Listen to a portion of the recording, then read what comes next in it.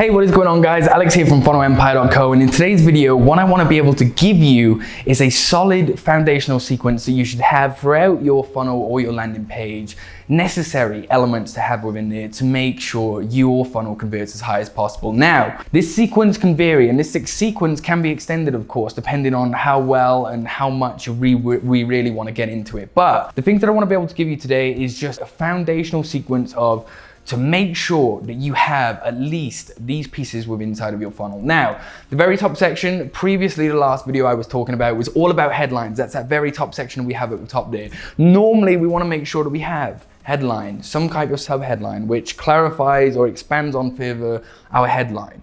Then some type of call to action, schedule a call, buy our product, regardless of what it is, or even scroll down. We just want to make sure we're offering some type of call to action right at the very top of the screen. Now, the next part that I want to talk about is all about, of course, hopefully the easy one, all about your services now, or the product or whatever it is that you offer.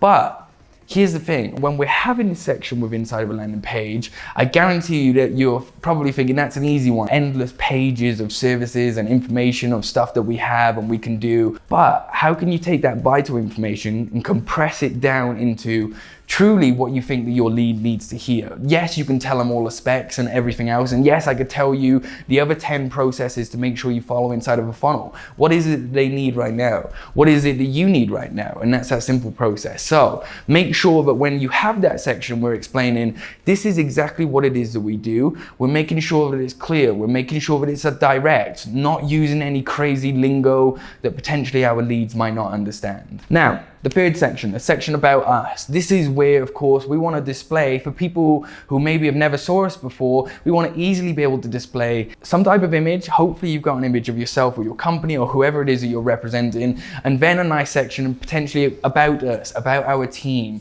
why we do what we do. And this section, you don't necessarily have to have it as about us. Hey, my name's John and Larry, and we created this business because we love design. This is our opportunity to really show off a little bit. Who is it? What is your background? How did you get into this? What are the achievements that we have made? How many people have you helped through your product and through your service?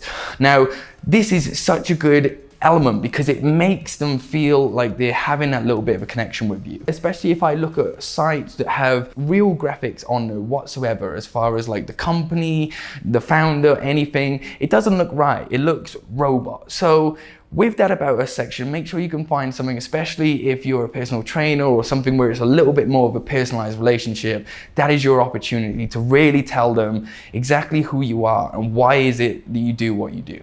The next section after this, testimonials. It's crazy that I still see that people are not putting testimonials within inside of their page, even if they are written testimonials. Let me give you a secret tip. My brother's just sat outside there. I could go in there and get him to review my product, get him to review my offer, and write down a nice testimonial for me. And guess what? There's a very, very good chance that will increase your conversion rate. And we still see people not do it. Testimonials is a huge part of our page. What is it that we have done in the past? How have we helped other people? We have worked with huge companies that have had their testimonials hidden, like pages and pages and pages behind. Very, very unclear. We're not giving them exactly what it is that they want to know. For me, for example, when I shop, going off a little topic, but when I shop, I go on Amazon.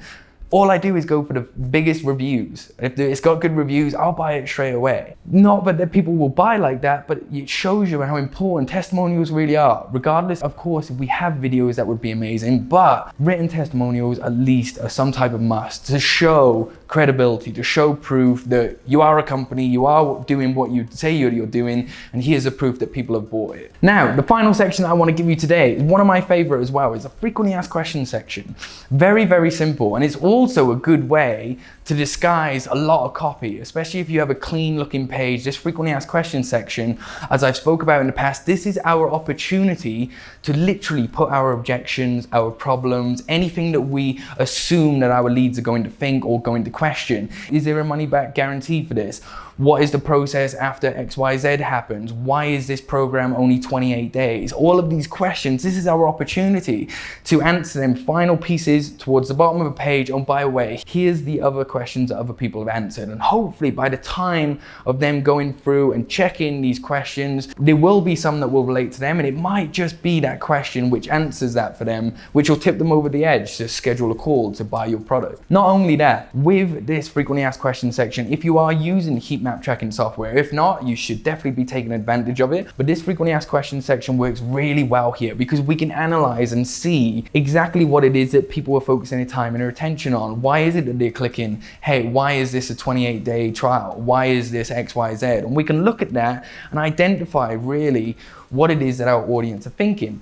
Expanding on this one tiny bit further, we done a recent change in our business where all we done was move them two sections, which I'm talking about, the about our services or what it is you're going to receive, and the about us section. All we done was swap them over and we increased the conversion rates a great amount as well. So number one, straight away you can see that these are foundational pieces that you must have within inside of your page. But two, on the point of conversion rate optimization, you can see how just changing a few things can make a huge impact on your campaign. They are the most foundational things I believe you should be having in the main section throughout your page. And like I said, I could expand, I could go further. There are so many other things, and they personalize, of course, depending on your business, depending on your industry. If you're a personal trainer, you probably want to make sure you embed where your gym is onto the page. Make it nice and easy for people to see. There's so many aspects and things that we could expand on today, but for today, I hope you love them points. Go to your website, go to your funnel, check out and make sure that you have these sections throughout your page. And if not, the frequently asked question one, a lot of people don't have, go and add that in and think of the potential objections and potential problems that your leads have, and it might just answer